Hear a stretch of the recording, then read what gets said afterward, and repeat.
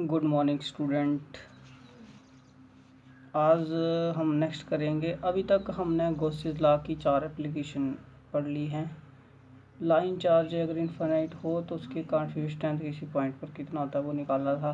Parallel एक sheet जिस पे इनफाइनाइट चार्ज है, इनफाइनाइट शीट है वो, तो जो इनफाइनाइट चार्ज है तो उस पर कितनी फील्ड इंटेंसिटी होगी किसी पॉइंट पर वो निकाली हमने। और होलो स्फेरिकल शेल है का खाली है, चार्ज है, तो उसमें भी कितनी होगी। तीनों केस देखे थे। अगर सॉलिड होगा तो उसमें भी देखा था। अब नेक्स्ट है 5वीं एप्लीकेशन है कि deduction of Coulomb's law from Gauss's law. कि कूलम लॉ को आपने बनाना है, ड्राइव करना है गॉस से। वेरी इंपॉर्टेंट पेपर के लिए आते हैं ये एप्लीकेशंस। 4 नंबर का क्वेश्चन आता है यहाँ से। तो कूलम लॉ क्या है पहले वो समझना पड़ेगा कि बनाना क्या है हमें गॉस से। तो कूलम का लॉ ये है, कूलम ने ये बोला था कि लाइक चार्ज जो है, हमें पता है लाइक चार्ज एक दूसरे को रिपेल करते हैं, अपोजिट अट्रैक्ट करते हैं। तो उन्होंने बोला है कि अगर 2 पॉइंट चार्ज हैं तो उनके बीच लगने वाला फोर्स कितना होता है। चाहे क्योंकि रिपल्शन है तो प्लस Q1, अगर Q2 पॉइंट है चार्ज और R डिस्टेंस है इनमें, तो ये इस पर फोर्स लगाएगा रिपल्शन का, ये इसको इधर लगाएगा, दोनों में रिपल्शन होगी। ठीक है, तो ये जो इनमें के बीच जो फोर्स लगता है, चाहे ये इसके ऊपर लगाए या ये वाला इसके ऊपर लगाए, वो फोर्स कितना होता है 1/4πε0 Q1 Q2 R²। 1 का 2 पे फोर्स या 2 का 1 पे इतना होता है, इनके बीच इतना फोर्स होता है, ये लॉ है। ठीक है, समझ गए। ये इसके ऊपर लगाए या ये इसके ऊपर लगाए, जो फोर्स है वो इतना होता है, ये कूलम ने बताया हमें। ठीक है, समझ गए। तो हम यहाँ पर भी सेम बताएंगे कि जब चार्ज सेम है तो एक चार्ज का दूसरे पर जो फोर्स होता है वो इतना होता है। हम दोनों नहीं निकालेंगे, दोनों की नहीं निकालेंगे, एक से ही प्रूव कर देंगे। ठीक है, 2 चार्ज हम ले लेंगे कोई Q1 Q2 कुछ डिस्टेंस पर, तो रिपल्शन है, दोनों फोर्स लगाएंगे, बट हम एक की निकालेंगे कि एक दूसरे पर जो लगाएगा वो इतनी होगी। तो एक की दूसरे पर निकालनी है हमें फोर्स, समझ गए। ठीक है, बट गॉसेस से निकालनी है, गॉस से निकालनी है हमें। अब हमें पता है कि अगर किसी पॉइंट पर फील्ड स्ट्रेंथ हमें पता है E है, फील्ड स्ट्रेंथ E हो तो वहाँ फोर्स कितना होता है QE। ठीक है, स्पेस में कहीं पर हमने चार्ज रखा है, अगर उस वहाँ पर फील्ड स्ट्रेंथ हमें पता हो तो वहाँ फोर्स कितना लगता है, फील्ड का फोर्स कितना होता है QE होता है। ये फार्मूला हम निकाल चुके हैं। ठीक है, तो अगर हमें पॉइंट पर किसी पॉइंट पर फोर्स निकालना, अगर फील्ड वहाँ पता चल जाए तो फोर्स निकाल सकते हैं। तो यही फार्मूला हम यहाँ यूज़ करेंगे। हमें Q1 Q2 पर निकालनी है Q1 की फोर्स, तो इस पॉइंट पर हम पहले फील्ड स्ट्रेंथ निकालेंगे। ये फील्ड बनाएगा चारों ओर, तो इसकी फील्ड स्ट्रेंथ कितनी होगी जहाँ पर इस पॉइंट पर निकालनी है वो तो गॉस से निकालेंगे। गॉसेस लॉ से ये आ जाएगी, फिर फार्मूला यूज़ करके कि इस पर फोर्स कितनी लगाएगी फील्ड, Q1 की फोर्स कितनी होगी, इतनी होगी, ड्राइव हो जाएगा। समझ गए। तो पहले आपने 1 की फील्ड निकालनी है Q2 के ऊपर। ठीक है, तो देखिए हमने क्या किया, ये हमने कोई 2 पॉइंट चार्ज माने, टेस्ट चार्ज 2 पॉइंट माने Q1 Q2, और दोनों के बीच का डिस्टेंस है जो R है। ठीक है, दोनों में R डिस्टेंस है। ठीक है, अब हम क्या करना चाहते हैं, Q2 पर फील्ड निकालना चाहते हैं, तो जहाँ पर निकालनी है तो क्या ड्रा करना पड़ेगा, गॉसियन सरफेस। ठीक है, तो जहाँ से हम Q2 पर एक गॉसियन सरफेस ड्रा करते हैं। ठीक है, समझ गए। इसकी फील्ड निकालनी है तो इसके अराउंड गॉसियन सरफेस बनाना पड़ेगा गॉसेस की अकॉर्डिंग। तो जहाँ पर तो पॉइंट चार्ज का क्या होता है, स्फीयर, तो एक स्फीयर ड्रॉ किया हमने, इसके चारों से ड्रॉ किया। समझ गए, स्टेप लगा दिया हमने एप्लीकेशन का। ठीक है, गॉसियन बना लिया। अब फील्ड को शो करना है, पहला पॉइंट स्टेप। तो डायग्राम क्लियर कीजिए। तो इसका फील्ड पॉइंट चार्ज का कहाँ होना, बाहर की तरफ लगता है, तो ये फील्ड लग रही है बाहर की तरफ, ये शो कर दिया इस वेक्टर से, ई वेक्टर से, ठीक है। और ये 90 है, तो सरफेस का एरिया वेक्टर भी होना, एरिया वेक्टर भी शो करना है ना, तो एरिया वेक्टर कहाँ होगा, बाहर की तरफ का, ds वेक्टर। समझ गए। अब लगाएंगे, फील्ड निकालनी है तो स्टेप लगाएंगे, पहला स्टेप, ठीक है। डायरेक्ट कर देता हूँ स्टेप नंबर 1। पहला स्टेप, ई डॉट डी एस की वैल्यू निकालनी है। ये आ गया आपका डायग्राम। ई डॉट डी एस की वैल्यू निकालनी है, क्लोज इंटेग्रल ई dot D S, step number 1 इसकी वैल्यू। तो मतलब क्लोज सरफेस से कितना फ्लक्स पास कर रहा है, सरफेस एक ही है तो वही फ्लक्स होना, सिर्फ सॉल्व होना। तो यहाँ देखिए क्वेश्चन सरफेस एक ही है, कॉम्बिनेशन नहीं है। अगर कॉम्बिनेशन हो तो फ्लक्स जो है वो अदर सभी के सम के बराबर होता है, तो वहाँ वो कंसेप्ट लगता है, बट यहाँ नहीं लग रहा। जहाँ पर क्या होना, स्टेप नंबर 1 इसकी वैल्यू निकालनी है, close integral dot D S, एक ही सरफेस है तो यही रहेगा, इक्वल टू यही रहेगा और सॉल्व हो जाएगा। तो क्या हो जाना, A dot B, A B cos theta के बराबर हो जाना, ए बी कॉस थीटा, ठीक है। तो थीटा कितना, दोनों की डायरेक्शन सेम, फील्ड राइट पे लग रही है सरफेस पे, एरिया भी राइट पे, दोनों के बीच एंगल 0। तो ये आ जाएगा, कांस्टेंट है हर एक पॉइंट पर, आर सेम है, डायरेक्शन सेम है, तो क्या होना, तो ये कांस्टेंट बाहर चला गया। तो ये एरिया कितना होना, क्लोज छोटा एस, तो टोटल कितना होना, स्क्वायर के बराबर एरिया 4 पाई आर स्क्वायर। तो फ्लक्स की वैल्यू की स्टेप नंबर 1। स्टेप नंबर 2, अंदर कितना चार्ज है वो निकालना, तो नेट चार्ज इंक्लोज Q1 है, ये आ गया नेट चार्ज। सेकंड स्टेप, अब क्या लगाना, गॉसेस लगा देना, बाय गॉसेस लॉ। तो बाय गॉसेस लॉ क्या होना, गॉसेस लॉ के अकॉर्डिंग होना कि closed integral E dot D S होता है Q upon epsilon naught, charge enclose upon epsilon naught. तो जहाँ कितना आया, जे इसकी वैल्यू आई E into 4 pi r square, और Q कितना, Q1 अपॉन 4 पाई एप्सिलॉन, ये आ गया, ई की वैल्यू निकाल। तो ये फील्ड इंटेंसिटी होगी इस पॉइंट पर Q2 पर, इसकी Q2 पर इतनी फील्ड इंटेंसिटी होगी। वहाँ पर फील्ड स्ट्रेंथ इतना है तो फोर्स निकाल सकते हैं आप, ठीक है। फील्ड स्ट्रेंथ इसके बराबर है, इतना है फील्ड स्ट्रेंथ, तो फोर्स कितना होना, तो देयर फोर्स एक्सपीरियंस्ड हो Q2 विल बी। तो वहाँ पर जो चार्ज है वो वहाँ पर फोर्स की तरह लगना, तो बिना force on charge Q2 will be कितना होना, Q2E होना। तो Q2E की वैल्यू भर दी तो इतनी होगी, ठीक है। तो पहला दूसरे पे कितनी फोर्स लगाएगा, इतनी लगाएगा, विच इज कूलम्स लॉ।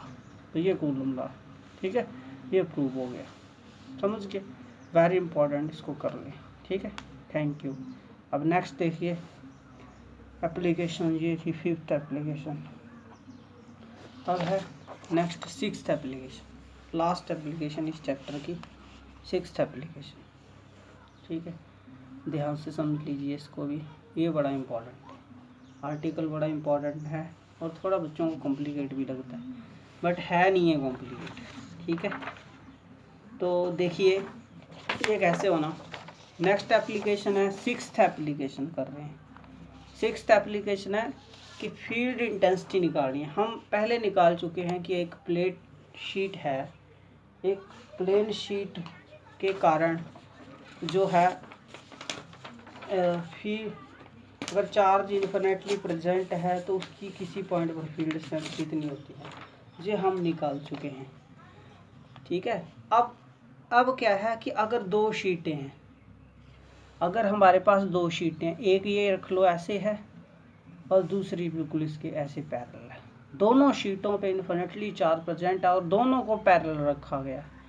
अगर पैरेलल होंगी तो अलग अलग पॉइंटों पर नेट फील्ड स्ट्रेंथ कितना होगा, पैरेलल शीट्स के कारण नेट फील्ड स्ट्रेंथ कितना बनता है वो आपको ड्राइव करना है। तो इसमें देखिए जब कॉम्बिनेशन ऑफ शीट्स के कारण निकालते हैं तो निकालने का हमारा मेथड जो है गॉसेस लॉ से वो बदल जाता है, थोड़ी सी चेंज आती है, ठीक है। क्योंकि एक शीट के कारण गॉसेस लॉ से हम निकाल चुके हैं फील्ड स्ट्रेंथ, तो बार बार हमें ड्राइव करने की जरूरत नहीं गॉस लॉ से, ठीक है, समझ रहे हैं। तो यहाँ पर भी ऐसे करेंगे कि पैरेलल शीट्स हैं हमारे पास, पैरेलल शीट के कारण निकालना है, दो शीटों के कारण निकालना है जो पैरेलल कॉम्बिनेशन है शीट का। तो क्या करते हैं, इसके लिए हमने कुछ रूल बनाए हैं जिनको बोलते हैं sign convention for parallel sheets. वो रूल लगाते हैं और निकालते हैं, ठीक है। वो साइन कन्वेंशन क्या है, रूल नंबर क्या है, कन्वेंशन ये है कि जो शीट्स की फील्ड स्ट्रेंथ जो है पॉजिटिव एक्स में जाती है उसकी वैल्यू हम प्लस में लेते हैं, उस फील्ड स्ट्रेंथ को प्लस में लेते हैं, ठीक है। और जो फील्ड स्ट्रेंथ माइनस एक्सिस की तरफ लगती है उसको हम उसकी वैल्यू को हम माइनस में लेते हैं, ठीक है, समझ गए। तो जब हम पैरेलल शीट को रखेंगे तो हमें पता है शीट के कारण दोनों साइड जाती है फील्ड, तो फील्ड इसकी इधर भी जाएगी इधर भी जा रही होगी।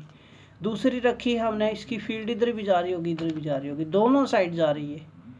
तो जहाँ बीच में अगर देखें तो दोनों की फील्ड होगी, इधर देखें लेफ्ट साइड, दोनों के लेफ्ट साइड, तो वहाँ पर भी दोनों की फील्ड होगी, इसके कारण भी होगी इसके कारण भी होगी। सेम जहाँ पर इसके कारण भी आ रही है और इसके कारण भी आ रही है, क्योंकि फील्ड जो है वो शीट में से भी क्रॉस कर जाती है, ठीक है, लाइनें क्रॉस कर जाती है, तो फील्ड इधर भी होगी। तो हमें अब आपको पता है कि पैरेलल शीटों में किसी भी रीजन में निकालनी होगी, वहाँ पर दोनों की फील्ड होगी, दोनों की होगी, तो जोड़ना है तो वहाँ क्या लगेगा, सुपरपोजिशन प्रिंसिपल। तो साइन कन्वेंशन याद रखिए कि पैरेलल कॉम्बिनेशन शीट के कारण जो एक्स में जाएगी फील्ड उसकी वैल्यू आपने क्या लेनी है, वो हम प्लस में लेते हैं, और नेगेटिव एक्स में हम क्या लेते हैं, नेगेटिव एक्स में हम माइनस में लेते हैं, ठीक है, और सुपरपोजिशन से जोड़ते हैं, समझ गए। अब आर्टिकल पे आता है, यही दो साइन कन्वेंशन जहाँ पर लगने हैं, ठीक है। हाँ, वैल्यू कैसे निकालेंगे शीटों की, फील्ड की वैल्यू कैसे निकालेंगे, तो गॉस लॉ बार बार ड्राइव करने की ज़रूरत नहीं है, हमें एक शीट के कारण पता होती है, तो उसी को जनरलाइज करके शीटों के साथ कंपेयर करके जनरलाइज करके हम दोनों की निकालेंगे, फिर सुपरपोजिशन से ऐड करेंगे, ठीक है। ये रूल जहाँ लगने हैं, समझ गए। तो देखिए हमने क्या किया, ये हमने कोई डायग्राम क्लियर कीजिए, ये हमने कोई दो पैरेलल शीट मानी, ये पैरेलल शीट्स मानी हमने कोई दो, ऐसे पेपर होते हैं ऐसे एक इधर एक इधर, ये पैरेलल हैं, और अब शीट्स हैं इनफाइनाइट हैं, तो चार्ज क्या होगा, यूनिफॉर्मली होता है, और डेंसिटीज भी होनी उसकी चार्ज की। तो ये इनमें चार्ज जो है सेम चार्ज है, यूनिफॉर्मली प्रेजेंट है प्लस, ठीक है। और इसकी दो पैरेलल शीट पानी, ए और बी, इनके ऊपर चार्ज डेंसिटी अलग अलग है। पहले की चार्ज डेंसिटी है सिग्मा 1, दूसरे की ही सिग्मा 2 है, ठीक है। अब इसकी फील्ड दोनों साइड लगेगी, इसकी ए की, तो इस साइड भी लगेगी इस साइड भी लगेगी, दोनों साइड लगती है, यूनिफॉर्मली जाती है, ठीक है। तो वेक्टर से शो करेंगे, सारे वेक्टर बनाने की फील्ड बढ़ाने की जरूरत नहीं, सिर्फ एक वेक्टर से शो करेंगे। तो इसके कारण पॉजिटिव एक्स में E1 लगती है, कौन सी फील्ड, E1 लगती है, ठीक है, समझ गए। और इस साइड भी कितनी होनी, E1 लगती है, ठीक है। इसके कारण इधर लगती है राइट साइड में E2, दूसरी के कारण, और इधर लगती है E2, ठीक है। ये डायग्राम बन गया हमारा, ठीक है। अब बात ये है कि फील्ड तो बीच में होनी है, साइडों में भी होनी, हमें निकालनी है, मान लेते हैं 3 रीजन में निकालनी है, 1 रीजन, 2 रीजन और 3 रीजन, तीनों रीजनों में हमें फील्ड निकालनी है, ठीक है, समझ गए, ये निकालनी है। तो इन पे लगाने रूल साइन कन्वेंशन रूल, ठीक है, समझ गए। तो इसमें तो देखिए, हाँ, इसमें यह है कि बच्चों का ये रहता है कि वेक्टर लेना या नहीं, किस में लेना। पहले हमने शीट के कारण मैग्नीट्यूड फॉर्म में निकाला हुआ है, मैग्नीट्यूड फॉर्म में आया था, तो जहाँ पर भी मैग्नीट्यूड में ही आना, तो वेक्टर नहीं लगने, वेक्टर नहीं लगाने, सिर्फ डायग्राम होंगे, ठीक है। तो ये डायग्राम हो गया, देखिए थ्योरी आगे। ये आ गया, 2 शीटें आ गई, डेंसिटी रीजन की सिग्मा 1 सिग्मा 2 है, ठीक है, और फील्ड दोनों साइड लग रही है, ये हमने रिप्रेजेंट कर दिया, ठीक है। अब एक की हमें जो पता होती है उसी से दोनों की निकालेंगे, फिर सुपरपोजिशन से इन रीजनों में टोटल करते जाएंगे, तो वहाँ रीजनों में हमारी फील्ड स्ट्रेंथ आ जानी, ठीक है। तो क्या करना है, ध्यान दीजिए। तो we know field strength due to infinite sheet is given by, हमें पता है कि इन्फिनिट शीट के कारण जो होती है वो होती है that will be equal to equal to sigma upon two epsilon naught. Sheet भी चार्ज डेंसिटी अगर सिग्मा है तो इतनी फील्ड होती है, फील्ड की वैल्यू होती है, वैल्यू है तो मैग्नीट्यूड में इतनी वैल्यू होती है, हमें वैल्यू पता है तो जहाँ पे भी वैल्यू आनी मैग्नीट्यूड फॉर्म में आना, ठीक है। इसके कारण तो पहली शीट के कारण कितनी होनी, पहली शीट पे भी तो क्या है, चार्ज डेंसिटी सिग्मा 1 है, ठीक है, और चारों स्पेस एयर ही है, समझ गए। तो फिर चेंज क्या है, डेंसिटी की चेंज है, बाकी वही होनी। तो सिमिलरली फॉर शीट ए के लिए क्या हो जानी, E1 हो जानी, और E1 किसके बराबर, जे होनी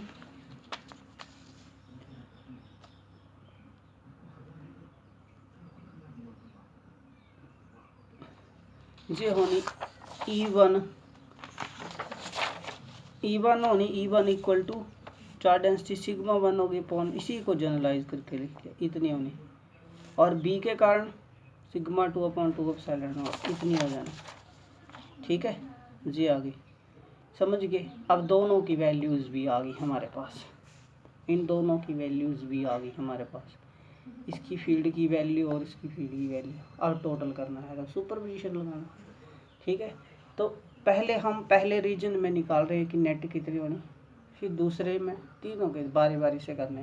तो पहले रीजन में फॉर इन रीजन 1 या फॉर रीजन 1 रीजन में, ठीक है, 1 रीजन में यहाँ पर इसके कारण भी इधर आ रही है कितनी, E2 इधर आ रही है, और इसके कारण E1 इधर आ रही है, E2 इधर आ रही है, E1 इधर आ रही है, तो नेट कितनी होनी। तो for region 1 by superposition principle कितनी होनी, नेट E1 लिख लिया, कितनी होनी, E1 होनी लिखा हमने, और बराबर कितनी होनी वो लिख रहे हैं, E1 फर्स्ट रीजन में E1 होनी इक्वल टू कितनी होनी, सुपरपोजिशन प्रिंसिपल से ये भी इधर लग रही, ये भी इधर लग रही, ये नेगेटिव में ये भी नेगेटिव में, तो क्या होनी, इधर सुपरपोजिशन से -E2 प्लस -E1 होनी, ठीक है, माइनस में लेंगे, इधर भी माइनस इधर भी माइनस, ठीक है, और सब के बराबर होनी, तो E1 होनी -E2 और प्लस -E1 इसके बराबर होनी, देख लीजिए रीजन 1 में जो होनी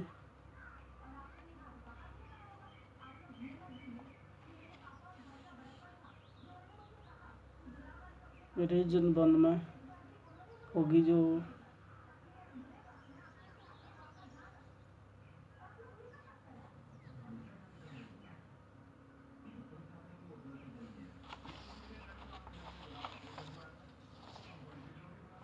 इसकी प्लस में क्यों दी,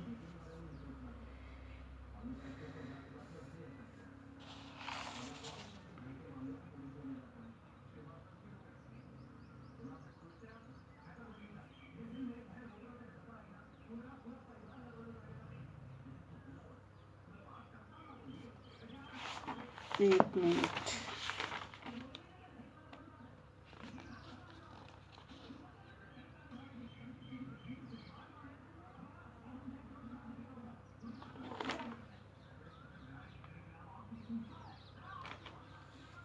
हाँ जी,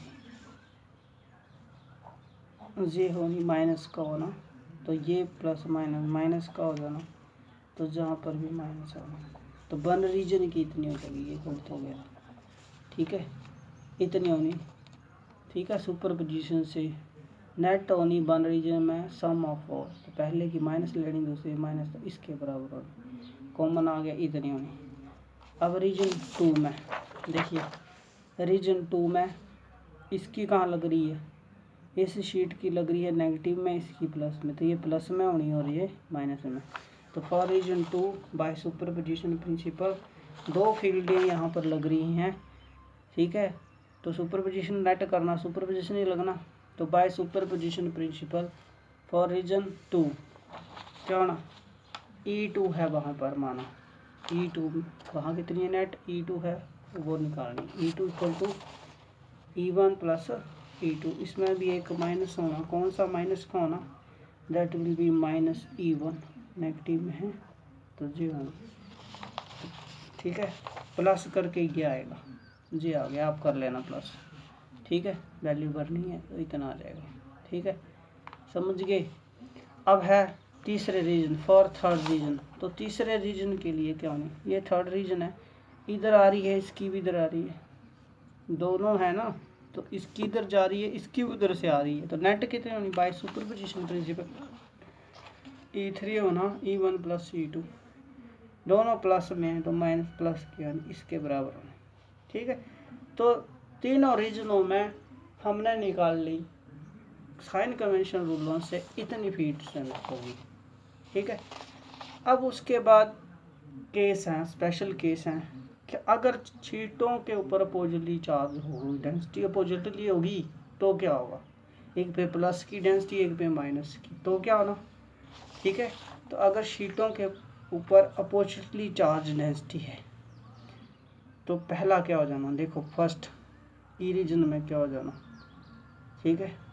तो ई में क्या हो जाना, दोनों की अपोजिटली चार्ज डेंसिटी है तो क्या हो जाना, सिग्मा 1 और ये minus sigma 1, same minus sigma 1 minus sigma minus minus plus, तो माइनस सिग्मा 1 प्लस सिग्मा 1 कितनी होगी, 0, तो 0 में पहले रीजन में 0 हो जाएगी, ठीक है।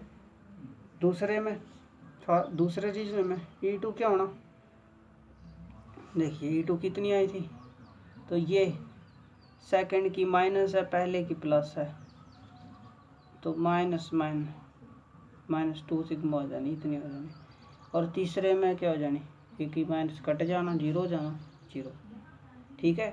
तो अगर चार्ज डेंसिटी शीटों के ऊपर कैसी हो, अपोजिट हो, तो पहले और तीसरे साइडों में फील्ड कितनी होती है, 0, साइडों में फील्ड 0 होती है और बीच में होती है, बीच में, ठीक है, साइडों में फील्ड 0 हो जाती है और बीच में नेट एक्ट करती है, ठीक है, माइनस सिग्मा इतनी होती है, याद रखिए, ठीक है। तो ये आर्टिकल हो गया, ये चैप्टर आप लोगों का कंप्लीट हो गया, इसको आप 2-3 बार ड्राइव करिए, बड़ा इंपॉर्टेंट आर्टिकल है ये वाला, कूलम लॉ भी इम्पोर्टेंट था, ठीक है। तो ये आपका गॉस थ्योरम एप्लीकेशन ख़त्म होगी, चैप्टर भी ख़त्म हो गया, ठीक है। ये डेरिवेशन आपको एक तीनों सीरीज में 4 नंबर का एक आना, तो इसको बार बार ड्राइव करें, एक ही जैसे हैं सारे डेरिवेशन, एक जैसे ही हैं, ठीक है। डायग्राम बनाएं, डायग्राम गॉसियन सरफेस जहाँ पर निकालनी है सिंगल के कारण, और गॉसियन के बाद आप क्या करोगे, उसके बाद फ्लक्स निकालें, क्लोज सरफेस से कितना फ्लक्स होगा, ठीक है। तो अगर सरफेसेस गॉसियन सरफेसेस कॉम्बिनेशन है तो वहाँ पर नेट सम के बराबर बनता है, और एक ही है तो एक की वैल्यू निकाल, ठीक है। और नेट चार्ज निकालें, नेट चार्ज क्लोज कितना है वो, और गॉसियन लॉ, सारे एक जैसे हैं, सिर्फ प्रैक्टिस की ज़रूरत है, 2-3 बार करें तो हो जाएगा, ठीक है। अब ये तो हो गया, अब न्यूमेरिकल की बात करते हैं, ठीक है। हाँ, फील्ड के इसलिए नहीं करवाए थे पहले थोड़े से, क्योंकि फील्ड और फ्लक्स के बीच में लग जाते हैं, कंसेप्ट तो होता नहीं है, इसलिए कंबाइन कर दिया मैंने। तो देखिए पहले है numerical on the basis of field intensity, field intensity होती है force experience per unit test charge, ये फार्मूला, ठीक है। जब फोर्स दे रखी हो आपको और चार्ज टेस्ट की वैल्यू दे रखी हो तो आप निकाल सकते हैं कितनी होगी फील्ड, वहाँ पर फील्ड स्ट्रेंथ कितनी उस पॉइंट पर होगी, ये फार्मूला लगना, ठीक है। फोर्स अगर फील्ड दे रखी है, चार्ज वहाँ प्लेस है, तो फोर्स कितनी एक्सपीरियंस होगी, वो इतनी होगी, ठीक है। ये फार्मूला, किसी पॉइंट पर फील्ड स्ट्रेंथ इतनी होती है, ठीक है, एक्सेल के कारण इतनी होती है, बड़ी फील्डें हैं तो नेट इसके बराबर होता है। डाइपोल मूवमेंट का फार्मूला ये होता है लेंथ, ठीक है, Q × 2L, एल पता हो, लेंथ पता हो तो निकाल सकते हैं, वेरी इंपॉर्टेंट, ये बड़े आते हैं। फिर लाइन आ गया, टॉर्क वाले बड़े आते हैं, इंपॉर्टेंट हैं। फिर शीट के कारण, ठीक है, शीट।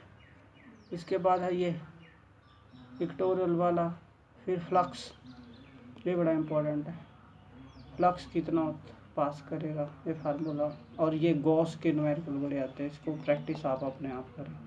नोट्स मैं प्रिंट कर दूंगा, नोट्स भेज रहा हूँ, आप उससे प्रैक्टिस करें, ठीक है, अपने आप करें ये वाला, ठीक है।